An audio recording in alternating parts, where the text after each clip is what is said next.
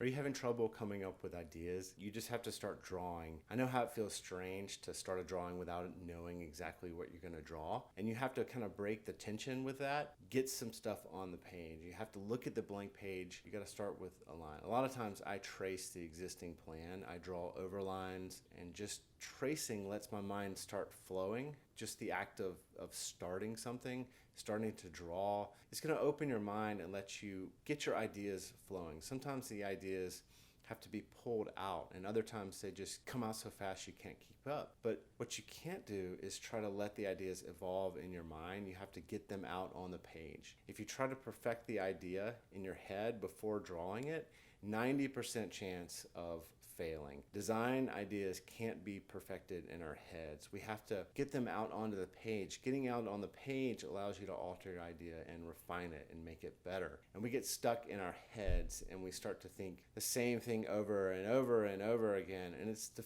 fear we have of forgetting it. We don't want to forget the idea we have. So we kind of cling on to it, and it's hard to get it out of your mind when it's stuck in your head. I mean, I know ideas that might be in our head actually don't work when we start to explore them in the real world.